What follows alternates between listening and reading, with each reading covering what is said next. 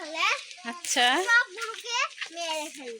তারপর রাখালকে খেতে আসে, বলল রাখাল বলল যে তুই কোথায় আছো, আমাকে বাঁচাও, বাঘ আমাকে খেয়ে ফেললো। তারপর রামের লোকরা মনে করলো রাখাল ইয়ার্কি মারছে। তারপর বাঘ রাখালকে খেয়ে ফেলে। এটাই ইসলামের সত্য মানুষকে জয় করে, মিথ্যা মানুষকে ধ্বংস করে। মাশাআল্লাহ, দারুণ তো।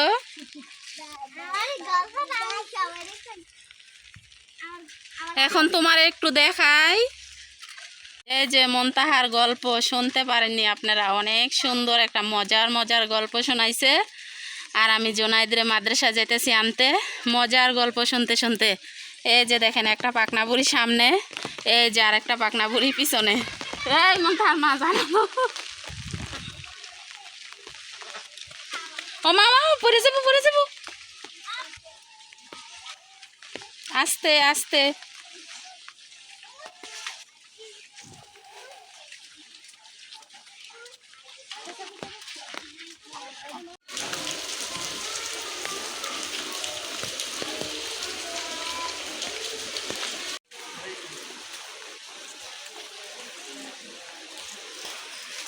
যাও, কি একটা অবস্থা।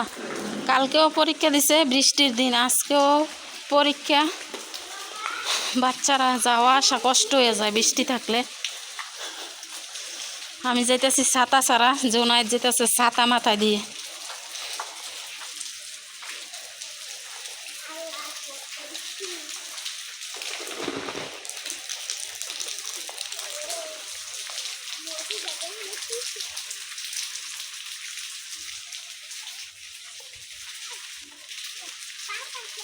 জোনায়েত পরীক্ষা দিয়া আইছে, বাসার সামনে আছি। আর বৃষ্টির যন্ত্রণা কি বলবো আসলে।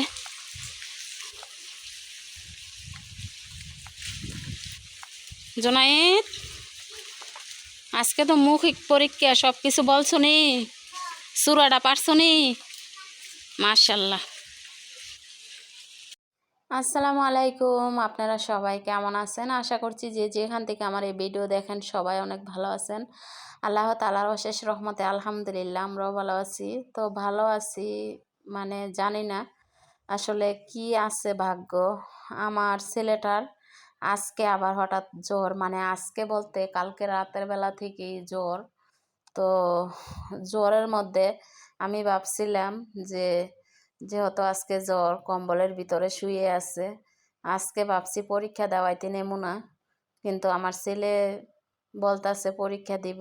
যাই হোক, দিনের পরিস্থিতিও ভালো না। তো আপনাদের মাঝে কিছু কথা নিয়ে আসছি। এই কথাটা হলো, একটা নারী কিন্তু জীবনে অনেক বেশি কষ্ট করে, ঠিক আছে? আর ছেলে মানুষরাও কষ্ট করে, করলেও কিন্তু সংসারের মধ্যে ছেলে মেয়ের জন্য বাবা মা দুইজন উভয় পক্ষ অনেক কষ্ট করে। কিন্তু কিছু ক্ষেত্রে দেখা যায় বাবা কষ্ট করে ঠিক আছে, কিন্তু কোন জায়গায় কোন কি করতে হইব ওই জিনিসটা কম বোঝে। কিন্তু একটা মা সন্তানকে পরিপাটি রাখতে চায়, মা যতটাই কষ্ট করুক কিন্তু সন্তানের কষ্ট হইতে দেয় না। বাবারা এই জিনিসটা একটু কমই বোঝে, সবার ক্ষেত্রে না, কিছু কিছু পুরুষদের ক্ষেত্রে এরকম। তো যাই হোক, যেমন বোঝে। তো ইতিমধ্যে আপনারা আমার প্রত্যেকটা ভিডিও দেখেন, তো যার যার মন্তব্য আর কি। তো লাইভে গেলে কিছু কিছু ভাইয়ারা পুরা বলে যে আপু আপনি এইভাবে সংসার করতে পারতেন না, তো আপনি ভাইয়াকে ডিভোর্স দিয়ে দেন। আসলে এই কথাটা মানে আমার বুকের ভিতর খুব কষ্ট লাগে। এই কথাটা আমার মুখে বলতেও অনেক খারাপ লাগে, আমার খুব ভয় কাজ করে এই কথাটা মুখের মধ্যে আনতে। তো মাঝখানে আরেকটা কথা বলি, একটা দুধের প্যাকেট হাতে নিছি, ছেলের দুধ চা বানাই দিব। ছেলে মানে এলাচ দারচিনি আদা দিয়ে যে চা বানাই দিয়ে এটা খাইতে চায় না। যাই হোক, গলা ব্যথা যেহেতু, তো দুধ চা বানাই দেওয়ার জন্য দুধটা ফ্রিজেতে বের করছি। তো অনেক আপুরা ভাইয়ারা বলে যে আমি ডিভোর্স দিয়ে দিতে। আসলে আমি কখনো কোনো দিন আমি পারবো না যে আমার হাজব্যান্ডকে আমি নিজে ডিভোর্স দিয়ে দিই, এটা আমি জীবনও পারবো না। কারণ আমার লাইফে আমি অনেক বেশি কষ্ট করছি, অন্যান্য নারীদেরকে আমি জানি না কেমন কষ্ট করছে কার সংসারে।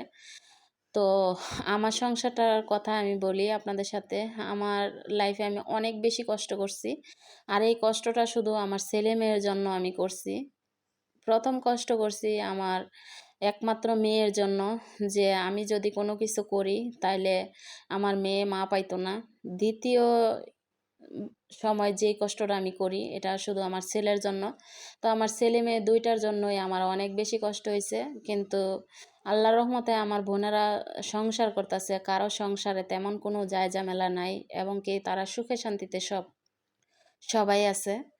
তো আমার সুখটা একমাত্র উপর আল্লাহর হাতে ছাইড়া দিছি। যদি আমার কপালে আল্লাহ সুখ রাখে, তাইলে তো আমি সুখ উপভোগ করতে পারবো। আর যদি আমার ভাগ্য আল্লাহ যদি সুখ না রাখে, তাইলে আমি যেভাবে আছি এভাবে থেকে কষ্ট করে আপনাদের সাথে মানে আমি লাইভ করি, একটা লং ভিডিও দেই, একটা শর্ট ভিডিও দেই। অনেক বেশি কষ্ট করতাছি। যদি আপনাদেরকে সাথে নিয়ে সামনে একটু এগিয়ে যেতে পারি, আমি সেটাতেই যদি ভালো চলতে পারি, তাহলে আমার মেয়েকে তো বিয়ে দিছি, ছেলেটাকে নিয়ে কোনো রকম দিন পার করতে পারলেই হয়। কিন্তু আমি এমন কোনো কাজ করতে পারবো না আমার লাইফে, যে আমি মেয়েটা বিয়ে দিছি, আমার মেয়ের জামাই আছে।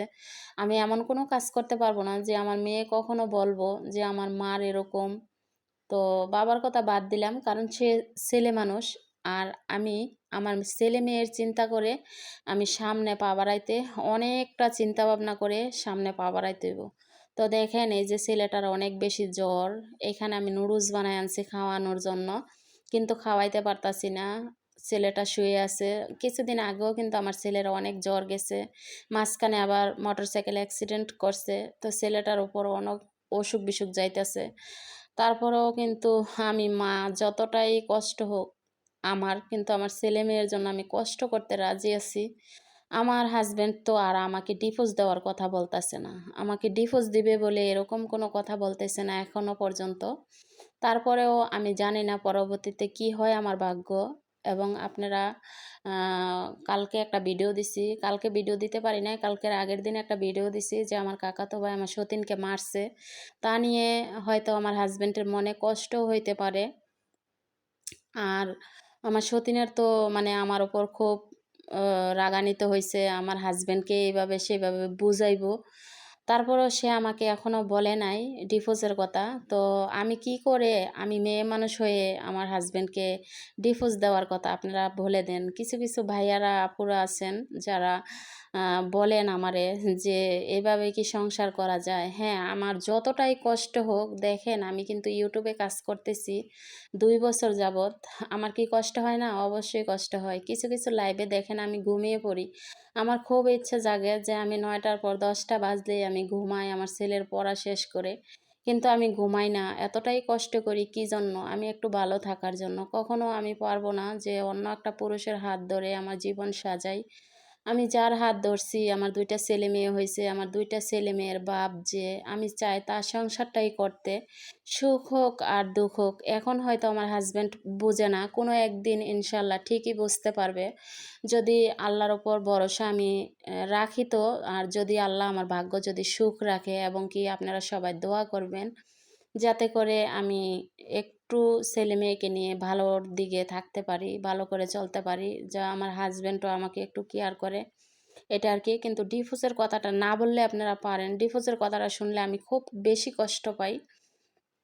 তো লাইভে যে আপুরা ভাইয়ারা আছেন, যারা আমার লাইভ ভিডিওতে আসেন, তাদের উদ্দেশ্য করে আমি বলবো, যদি আমার এই লং ভিডিওটা দেখেন, তাহলে পারলে একটু সান্ত্বনা দিবেন কমেন্টের মাধ্যমে। কিন্তু বলবেন না যে তুমি এই রাস্তাটা ভুলে যাও, তুমি নতুন করে সংসার সাজাও। না, আমি কখনো পারবো না। যাই হোক, আমার এই সংসারটা সুখে আর দুঃখে বেশ কয়েক বছর পার করছি আমি। কিন্তু আমি কখনো নতুন করে সংসার সাজাতে আমি পারবো না এই জীবনে। তো আপনাদেরকে আর কি বলবো, আমি কিন্তু মেয়ে বিয়ে দিছি। আর আমার ছেলের বয়স ৬ বছর। তো ছেলেটাকে মাদ্রাসায় পড়াশোনা করাই আমি। তো আমার অনেক কষ্ট হয় চলাকালীন, অনেক বেশি কষ্ট হয়। তারপরেও কিন্তু আমি কখনো আমার মুখের মধ্যে এই কথাটা আনি না। তো অনেক আপু ভাইয়ারা আমার এই পরামর্শটা দেন। এটা বাদ দিয়ে আমাকে একটু বলবেন যে ধৈর্য ধরো। হ্যাঁ, অনেকে বলে যে আপু ধৈর্য ধরেন, ইনশাল্লাহ ঠিক হয়ে যাবে। অনেক ভাইয়ারাও বলে যে আপু তোমার এই সময় থাকবো না, ইনশাল্লাহ ঠিক হয়ে যাবে। একদিন ভাই তোমার কাছে আসবো, একদিন তোমার কথাই বলবো, তোমার ছেলে মেয়ের কথা বলবো। সত্যি আমি ওই অপেক্ষায় আছি যে কোন দিন আমার এই সময় হবে যে আমার হাজবেন্ড আমার কথা বলবো এবং কি আমার ছেলে মেয়ের কথা বলবো। আপনারা সবাই দোয়া করবেন ধৈর্য সহকারে যে আমি ওই সময়টার লাগল পাই। তো যাই হোক, সবাই আমার জন্য দোয়া করবেন এবং কি আমার ছেলের জন্য দোয়া করবেন। আমার কষ্টের মুহূর্তগুলা আমি শেষ করে যে একটু সুখের দেখা পাই। আমি আশাবাদী যে আপনাদের ভালোবাসা থাকলে ইনশাল্লাহ আমি সুখের দেখা পাবো এবং কি আমি আল্লাহর ওপরও ভরসা রাখি। তো কখনো আমার মনকে আমি ছোট করি না, কিন্তু মাঝে মধ্যে অনেক বেশি কষ্ট হলে, হাজবেন্ডের কথা মনে হলে ঠিকই আমি অনেক বেশি কষ্ট পাই, কান্না করি। কিন্তু আমি হাল ছেড়ে দেই না, বুঝছেন? কখনো আমি হাল ছেড়ে দেই না। তো অনেকে আমারে বোঝানো যে আমি ধৈর্য সহকারে থাকতে, যে আমার হাজবেন্ড ঠিকই আমার কাছে আসবো। আর আমিও জানি, যেহেতু বেশ কয়েক বছর হয়ে গেছে আমাদের বিয়ে হয়েছে, আমরা খুব সুন্দরভাবে সংসার করছি। হয়তোবা আমার হাজবেন্ডেরও কোনো কিছু ভুল ছিল, হয়তোবা আহ, ওই ভুলের কারণে এখন আমার ভাগ্য এরকমটাই হয়েছে। না হয় একটা মেয়ে মানুষ যদিও চায়, তারা পছন্দ করে, তার কাছে বিয়ে বসবো, যদি হ্যাঁ না করতো তাহলে কিন্তু এটা হইতো না। তো যাই হোক, দুইজনের ভুলের কারণে এটা হয়ে গেছে। তো আমি চাই যে আমার হাজবেন্ডের ভুল সংশোধন হয়ে যে সে ফিরে আসে। তো রাত পোহানোর পর দেখেন আমি সকালবেলা ঘুম থেকে উঠে রাস্তার দিকে তাকাই, যেহেতু আমার ছেলেটার জ্বর, আমার ছেলে পরীক্ষা দিতে যাইতে পারবো কিনা।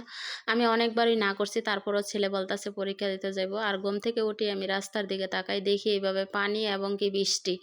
তো যাই হোক, না করছিলাম ছেলের পরীক্ষা আজকে দেওয়া না, কারণ যেহেতু ছেলের জ্বর। ছেলে বলতেছে মা সবাই পরীক্ষা দিব, আমি না দেবো। তো আমিও পরীক্ষা দিতে যাবো, ছেলের কোলে করে নিয়ে গেছি মাদ্রাসায়। তো ভিডিওটা পুরোটা দেখেন, দেখলেই বুঝতে পারবেন। আর ওই পাশটা দিয়ে যদি আপনাদেরকে একটু দেখাই আমি, এই যে এই দেখেন কবরস্থানের ওই পাশটা দিয়ে দেখেন পানি উঠছে।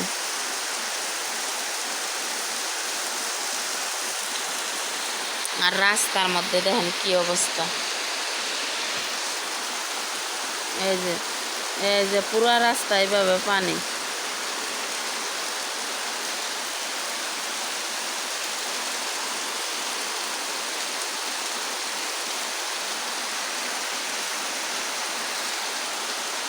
এই যে দেখেন এইভাবে রাস্তার মধ্যে পানি।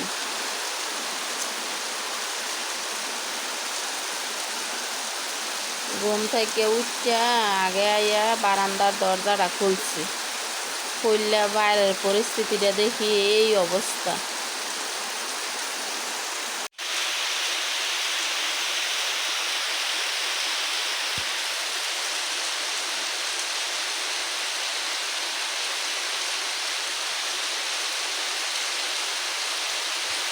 প্রচুর বৃষ্টি। তো ভাবলাম সকালে ঘুম থেকে উঠেই খিচুড়ি রান্না করব আর গরুর মাংস রান্না করব। তো এই পাশটা দিয়ে দেখেন গরুর মাংস রান্না করছি। এই যে গরুর মাংস রান্না করছি, আর এই যে এদিকে আছে পাতলা খিচুড়ি।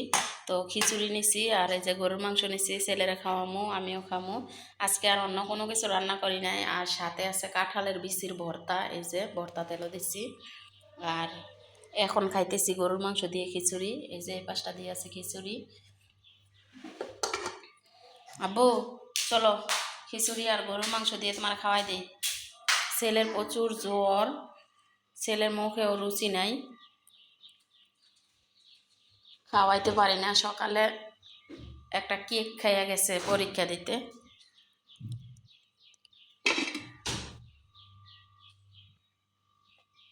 কেমন ছোট্ট একটা বাটির মধ্যে বসছে খাইতে, এটার মধ্যে নাকি খাইবো। তো এটা টিফিন বক্স, এই যে এটা একটা টিফিন বক্স। যাই হোক, এটার মধ্যে খাইবো বলতাছে। তো এটা তো দিছি মানে অল্প একটু। আচ্ছা সব সময় খাইও, ঠিক আছে। তো এখন এটা দিয়ে খাও।